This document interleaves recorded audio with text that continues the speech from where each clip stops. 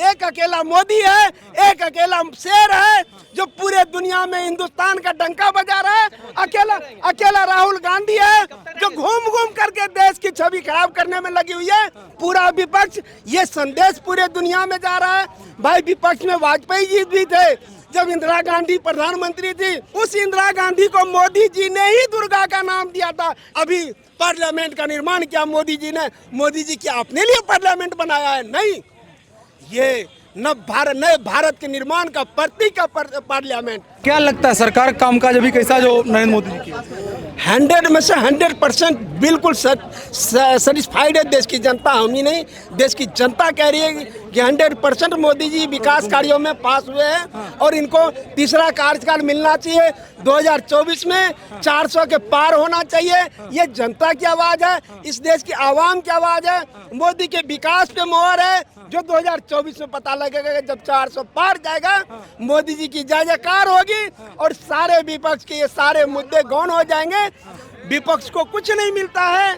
जो मोदी विरोध में देश विरोध के नारे लगाते हैं ये लोग, देश के छवि अमेरिका जैसे विदेश में जाके खराब करने का प्रयास कर रहे हैं। एक अकेला मोदी है, एक अकेला शेर है जो पूरे दुनिया में हिंदुस्तान का डंका बजा रहा है। अकेला राहुल गांधी है जो घूम घूम करके देश की छवि खराब करने में लगी हुई है। ये देश की जनता जानती है, देश की जनता समझती है। कुछ लोग हैं जो मोदी जी के कामों से परेशान होकर मोदी जी का विरोध करते हैं। और इतना ही नहीं, मोदी जी का ही विरोध नहीं करते हैं, इस देश का अपमान करने का काम कर रहा है पूरा विपक्ष। ये संदेश पूरे दुनिया में जा रहा है।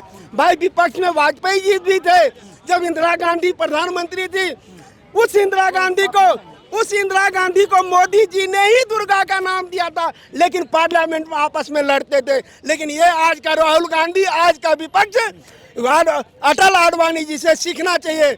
विपक्ष क्या होता है, विपक्ष की मर्यादा क्या है। आप विपक्ष सरकार का आईना है, आप मीडिया भी सरकार का आईना है। विपक्ष का काम है सरकार के हर छोटे जो काम गलत हुआ है उसको दिखाना। लेकिन आज का विपक्ष वो विपक्ष नहीं रह गया। सरकार के अच्छे कामों का विरोध कर रही है, चाहे वो धारा 370 हो, चाहे भगवान रामचंद्र के मंदिर निर्माण का कार्य हो। मंदिर में कोर्ट में जाकर भगवान राम के अस्तित्व पर सवाल खड़ा करने का काम किया है यहाँ के विपक्ष ने। और राहुल गांधी जो खुद उनके लोगों ने, अब क्या बोलूं, बार बार एक ही शब्द को पप्पू शब्द कहना अच्छा नहीं लग रहा है।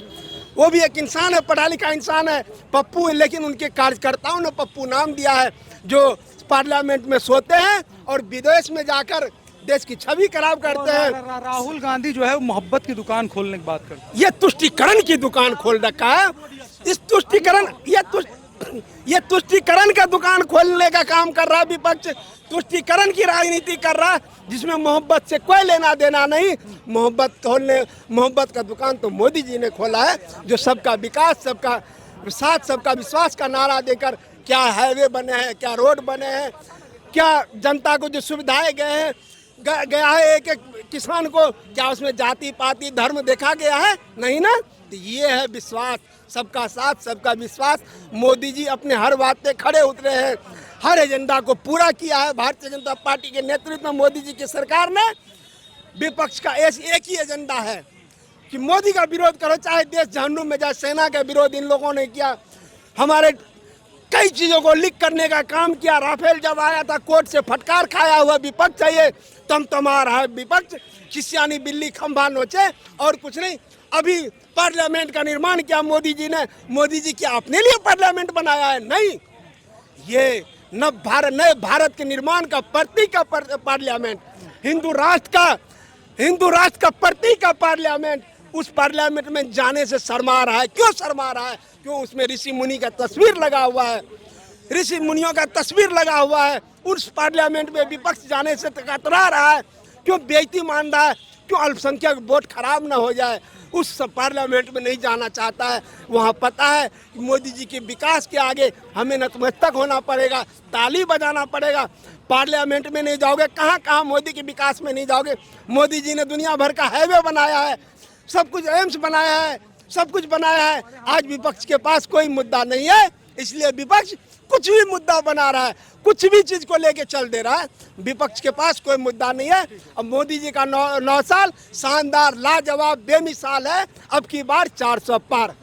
जो प्रोनाउंसिएशन सही से नहीं कर पाता वो प्रधानमंत्री क्या बनेगा? पहली चीज़, हाँ, कैपेबिलिटी, प्रोनाउंसिएशन जिसका नहीं सही है। विदेश में जाके भाषण दे रहे हैं राहुल जी। हाँ, वो भाषण देते हैं, I got up this day early morning, sentence he frame नहीं होता उनका, तो वो क्या करेंगे? एक तो उनका क्या है ना, देखिए, ये विरासत में पॉलिटिक्स नहीं मिलती है, ये टैलेंट पे बेस होता है। अगर आपके पास टैलेंट है तो आप आएंगे। अब कोई भी बन सकता है, क्योंकि मोदी कहाँ, गुजरात से बाहर कभी गया ही नहीं, आए और विधायक था, सीधे चुनाव जीत के प्रधानमंत्री बन गए। अब राहुल गांधी सांसद भी रह चुके हैं, फिर भी वो पॉलिटिक्स में, हाँ, अब राहुल गांधी बात करने के लिए सामने आते हैं। ये कहाँ बात है? ये आपका साथ किसी बात में नहीं, हर बात में। अभी बोलते हैं कि प्रधानमंत्री जी इतने झूठ बोलते हैं। एक केजरीवाल को झूठा बोलते हैं, ये महा झूठे हैं। इनके भाषण, पहले के भाषण सुन लीजिए और अभी के भाषण तुलना कर लीजिए, जवाब नहीं दे पाएंगे भाई साहब। आप झूठा बताइए, मैं झूठा बताइए क्या? अब ये बताइए, बोलते थे 15, सुनिए, हर चीज में झूठी बोलते, झूठ। अभी जो पुल गिरा, कितने लोग मारे गए, उसमें क्या बोल, कहाँ का बोल? अरे वो गुजरात में क्या दिखा रहे हैं वो? और थोड़े कुछ दिन बाद पुल उठ के कहाँ चला गया? देखिए, हर चीज में हम ये नहीं बोलते कि कहते जो आदमी गलत करेगा। ने क्या कहा कि पुल गिरा ही नहीं? अच्छा, आप गिरा नहीं, दिखाया क्या? एक आप इतने बड़ी गरिमामयी कुर्सी में बैठे हुए हैं, आपको ये चीजें शोभा देता है? और बात क्या, और झूठ क्या? सरदार भगत सिंह ने कहा था, सरदार भगत सिंह का क्या कहना था कि हम नहीं, प्रवचन वाली बात मैं जानना चाह रहा हूँ। झूठ आप उनके पहले भाषण सुनवाइए। कितने भाषण उन्होंने पहले बोलते थे कि उस देश की का पैसा कैसे गिरता है, मैं जानता हूँ, शासन में बैठा हूँ। आज क्यों गिर रहा है पैसा? क्यों? देखिए, मैं बताता सुनिए मेरी बात सुनिए। कितनी चीजें, और अभी क्यों हार रहे हैं? राहुल गांधी पढ़ा लिखा है, मैं राहुल गांधी की बात नहीं बोलता, केवल वो बात क्या करता है, केवल इनके के ऊपर जो गलत टिप्पणी कर देता है, यही ना। हर आदमी गलत बोलता है, मैं भी गलत बोलता हूँ, और गलत बोलता हूँ तो उसका परिणाम मेरे को भोगना पड़ता है, उसको भी भोगना पड़ रहा है। ऐसा नहीं, जो गलत करेगा। राहुल, आप प्रधानमंत्री के झूठ बता रहे थे, मुझे जानना है झूठ। आप पहले के भाषण सुनिए ना, उनके पहले के भाषण सुनिए और आपके भाषण तुलना कीजिए ना, आप वो जवाब नहीं दे पाएंगे। पहले एक उन्होंने बोला, क्या बोला? इनके पास, मेरे पास डिग्री, पहले इन्होंने क्या बोला कि मैं पढ़ा लिखा कम हूँ, और आज वही क्या कहते, वो दिखा रहे हैं डिग्री, मेरे पास इतनी डिग्री कहाँ? एक जगह एक आदमी, एक उत्तर ले लूं? हाँ बोलिए। देखिए, डिग्री होना नहीं, डिग्री की बात नहीं, झूठ क्यों बोलते हैं? इतनी बड़ी कुर्सी में बैठ के झूठ क्यों बोलते हैं? मैं कहता हूँ, आज तक कोई प्रधानमंत्री हुआ इस तरह से? काला धन कहाँ है यार? बोला था ना काला धन। देखिए, ये सारे सवाल खड़े हो रहे हैं। मैं बताता हूँ। देखिए, अभी आप लोग कह रहे हैं काला धन कहाँ है। जा, आरबीआई की रिपोर्ट पढ़िए, सुनिए, सुन लीजिए ना आप। थॉट्स पे नहीं, डेटा पे बात करते हैं, अपने थॉट्स पे नहीं बात करते, डेटा पे बात करते हैं। आरबीआई की रिपोर्ट देख लीजिए, वहाँ पे जितने भी नकली नोट थे, कितने 10 लाख करोड़ के नकली नोट जो सर्कुलेट होते थे, वो बाहर हो चुके हैं। अभी आपने 2000 का नोट सुना? नहीं, सुनिए, ये मैं नहीं कह रहा हूँ, ये मैं नहीं कह रहा हूँ, ये आरबीआई कह रही है, ठीक है? ये चीज़ सर्कुलेट हो रहे थे बाहर। हाँ, आरबीआई में मैं हूँ ना, मैं बताता हूँ आपको क्या है। सुनिए, आरबीआई में पैसा अब पूरा डिजिटल कर दिया। आप कहीं भी आप जाइए, बोलिए कि मेरे पास 1000 रुपए है, मैं फोन में है, भैया मैं 200 रुपए खा रहा हूँ, 800 रुपए मेरे को दे दिए। कोई भी आपको 800 रुपए नहीं मिले। 2000 के नोट क्यों छापा इन्होंने? जब बंद ही करना था तो क्यों छापा? कितना 10,000 का नोट कह रहे थे, वो छप जाता क्या होता? तो 10,000 की बात नहीं, आरबीआई से है तो आपके बॉस रहे होंगे। मैं बता रहा हूँ, पैसा खत्म है भाई साहब। पैसा क्या है?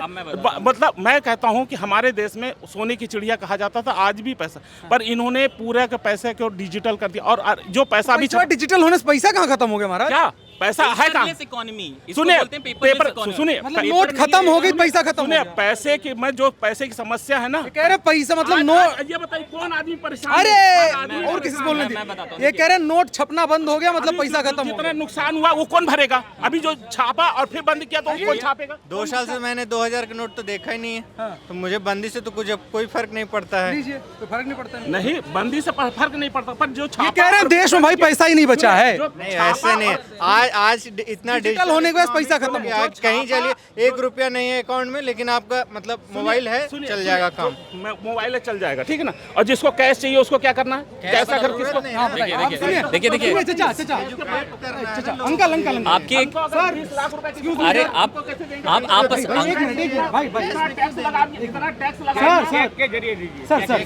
अंकल ये तो उधर अलग चले गए। अरे सर, अरे इनको अपने उसकी डिबेट चाहिए ना, uncle sir calm down sir 2 minute. RBI ने सुनिए मेरे को आरबीआई ने सारी निकल रही। अरे सर किसी और को बोलने दीजिए, यहाँ सरकार नहीं बन रही है। रुकिए एक मिनट आ जाइए। आप पर्सनल मत दीजिए, रिलैक्स होके आराम। मैं अपने पर्सनल इसलिए ले रहा हूँ कि मेरा खुद का पैसा अब मेरे को इतना पैसा देना पड़ रहा है कि जिसका कोई इंतजाम नहीं। मैं क्यों दूंगा पैसा, मेरा खुद का पैसा मैं क्यों दूंगा पैसा देना पड़ रहा है? रुकिए, किसको देना पड़ रहा है, कहाँ देना, बताइए। मेरा देखो सुनिए भाई पहले बताइए, भागिए मत, पहले बताइए किसको देना पड़ रहा है? आपको पैसा दिया, आरबीआई ने आपको पैसा दिया। आरबीआई मुझे नहीं देती। चलो ठीक है। अरे तो चले गए यार। अरे अंकल ये आप क्या, ये कह रहे हैं भैया पैसा ही नहीं बचा देश में, इकोनॉमी बर्बाद, मुझे पैसा क्यों देगी भाई? इकोनॉमी बर्बाद हो गई। अरे वो सॉरी उनके लिए जो भी अभी इकोनॉमी अभी आप जीडीपी देखिए। मैं जीडीपी पे बार इसलिए आ रहा हूँ कि कल ही आईएमएफ ने रिपोर्ट रिलीज करी है।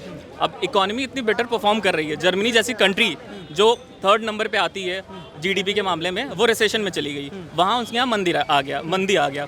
और यूके और अगर लंदन की बात करें, और वो सब दिख भी रहे हैं मेरे आसपास, तो ऑब्वियसली ये लोग भी रिसेशन में चले जाएंगे जैसा प्रोजेक्ट कर रहा है आईएमएफ। तो इंडिया इकलौती इकोनॉमी है जो 7.2 एग्जैक्टली। तो मेरा पॉइंट ये है कि अभी जो चल रहा है वो गवर्नमेंट बेटर काम कर रही है कंपेयर टू अदर। क्योंकि ये जो 2009 के बाद, ये 2021 में कोविड के बाद और यूक्रेन वॉर के बाद ये जो इकोनॉमिक सिचुएशन है हैंडल नहीं हो रहा है। बिकॉज दोनों वेस्ट चाहता है कि वेस्ट का जो इन्फ्लुएंस है वो इंडो पैसिफिक में भी चाहता है और साथ में नाटो को लेके वो इधर भी कवर करना चाहता है। तो मुझे ऐसा लगता है कि India is a better place, वो कंट्री के मामले में सही जगह पे है और उसकी इंपॉर्टेंस बढ़ रही है। आप G20 ले लीजिए, अभी होने वाला है।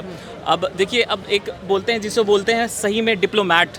अभी एक SCO की मीटिंग होने वाली थी यहाँ प्रधानमंत्री लेवल पे, इंडिया ने कैंसिल कर दिया। कैंसिल नहीं किया, उसको डिजिटली करवाने की कोशिश करी। क्यों? क्योंकि वो लोग आते, पाकिस्तान के PM आते, फर्जी में उनको फुटेज मिलता, फर्जी कश्मीर का मुद्दा उठाते, फर्जी आर्टिकल 370 कहते कि एब्रोगेट करो, ये करो, वो करो, जो कि उनको देने की ज़रूरत नहीं है।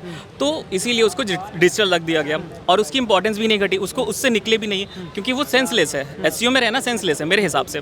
तो अगर उसकी इंपॉर्टेंस नहीं घटी तो उसके बाद उसको डिजिटल कर दिया। G20 पे फोकस करा है, इंडिया G7 में भी जाने वाला है, G8 होगा और अभी नाटो प्लस के लिए, उसके लिए मेंबरशिप का ऑप्शन बहुत खुल चुका है। तो मुझे लगता है इंडिया के चांसेस बेटर हैं मोदी गवर्नमेंट में और आगे बढ़ेगा और 24 में भी मुझे लगता है ऐसा होगा। और